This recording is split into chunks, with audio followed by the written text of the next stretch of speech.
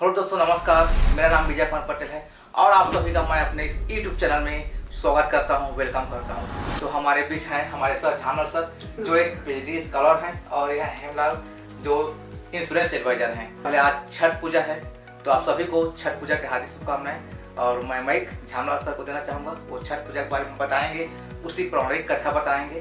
भगवान की दुआ से, आज छठ मैया की दुआ से आज विशेष पर्व है। और बचपन से मैं देखा हूँ, सुना हूँ, क्योंकि हमारे कुछ बिहार साइड के, यूपी साइड के, और मैं दोस्त यार के साथ मैं छठ पूजा में काफ़ी गया हूँ मैं। और कोरबा मेरा एजुकेशनल बैकग्राउंड रहा है, तो वहाँ छठ पूजा अब जिस स्तर का जो प्रश्न पूछे, शायद उस स्तर का मैं आंसर न दे पाऊँ, इसके लिए मुझे क्षमा कीजिएगा। क्योंकि किसी त्यौहार को हम किसी शब्दों में, किसी कहानी में व्यक्त करना बहुत उलझा हुआ महसूस है। छठ पूजा को सबसे पहले मैं बताना चाहूँगा कि जो मेरे दोस्त हैं रवि पासी और मोहन सिंह ठाकुर, अभी वो जो सियासत में है और ऐसे टाइप का, तो छठ पूजा को हम इतना ही जानते थे कि जब छोटे थे तो उस समय मेरे दोस्त की मम्मी लोग, उसकी दीदी लोग, जीजा लोग, और ऐसा ये बताया गया था कि बिहारी लोग इसको मनाया जाता है बोल के। आज देखेंगे कि आज छत्तीसगढ़ शासन का एक अवकाश है। हाँ। छठ पर्व यहाँ भी कुछ वर्षों से यहाँ भी काफी मात्रा में अब छठ पूजा को मनाया जाता है।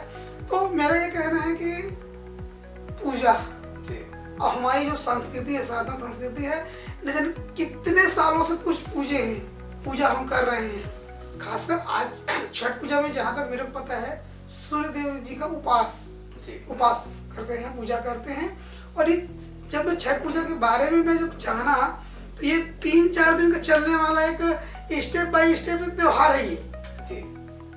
वो देखा जाए तो जैसे हम लोग दिवाली मनाते हैं ना, हाँ। तो ये जो पूर्वी भारत है, जो पूर्वी उत्तर प्रदेश है, झारखंड है, पश्चिम बंगाल है, तो जहाँ जहाँ आप देखेंगे ऐतिहासिक रूप से या देखेंगे तो जो मगध साम्राज्य है, आप जब पढ़ेंगे इतिहास, तो मगध साम्राज्य बिहार, नालंदा, और उस समय तत्कालीन समय में केंद्र बिंदु हुआ करते थे अर्थव्यवस्था का, राजनीतिक, सामाजिक क्षेत्र।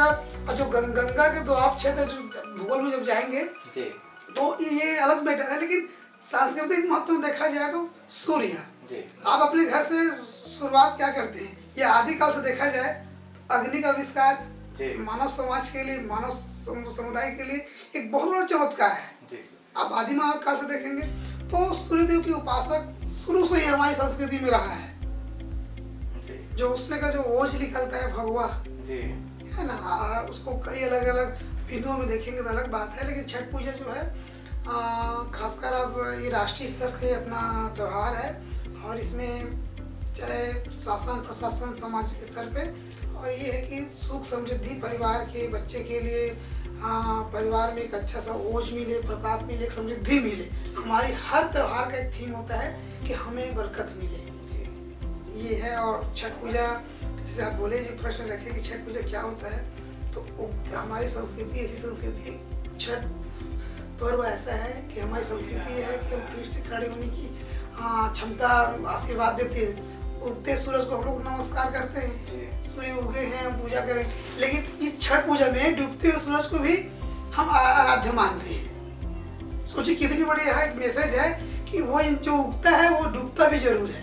ये इसका मैसेज है। दूसरा इससे ये लेना है कि जीवन में कोई चीज ना स्थायी नहीं होता। जिसका उदय हुआ है उसका डूबना निश्चित है, जिसका डूबना निश्चित है उसका उगना जरूरी है। इसीलिए चक्री क्रम में हमारा जीवन चलते रहता है, शायद मेरे ही है। और छठ पूजा के तो विभिन्न तरह की मान्यता है। जैसे आपसे इससे पहले जब बात हुआ तो आप ही के द्वारा बताया गया था। और जैसे भी अगर अब तो गूगल है, लेकिन देखा जाए तो मुख्य रूप से जैसे कि कर्ण जी का संवाद है, सूर्य पुत्र कहते हैं। तो हम लोग हिंदू जो सनातन धर्म में क्या करते हैं, हम सूर्य भगवान को जल अर्पण करते हैं। तो सूर्य से हम लोग जो कार्बन जो मिलता है, जो एनर्जी मिलता है, अब देखेंगे साइंटिफिक क्या है उसका, सूर्य से जैसे लाइट गुजर रहा है, यहाँ से तो रोशनी मिल रहा है। तो अगर मान लीजिए अंधेरे में भी कोई वो होता नहीं है, इसीलिए सूर्य के प्रकाश से जो सृष्टि, मतलब इकोलॉजी सिस्टम जो चल रहा है, तो सनलाइट से चल रहा है। तो वैसे ही हमारी सनातन धर्म में भी उसको देवता के रूप में माना गया है। तो छठ जो पर्व है वो काफी हमारे देश के लिए आस्था का पर्व है।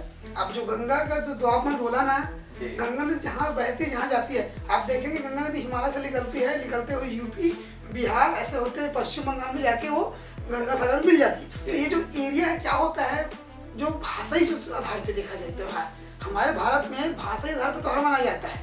छत्तीसगढ़ में क्या हरेली, हरेली है, तीजा है, ये है। लेकिन अब भाषा मगधी भाषा, मगध से बिहार पटना पाटलिपुत्र, तो मगध के जो मगधी भाषा है और पूर्वी जो भाषा है ना, तो उस पेट में बोलने वाले लोग, तो त्योहार में सूर्य भगवान कॉमन है। आप उड़ीसा जाइए, कोणार्क मंदिर है, लेकिन वहाँ की जो भाषा क्या है, तो शब्द का अलग है। आज कार्तिक पक्ष का षष्ठ छठवां दिन है आज देखेंगे, तो उसमें अपना अलग अलग जो चीजें हैं अपने अपने हिसाब से, क्षेत्र के हिसाब से त्योहार का ये होता है। हर त्योहार अपने आप, बस उसको मनाने का जो उमंग है, जो तरीका है, वो इम्पोर्टेंट है।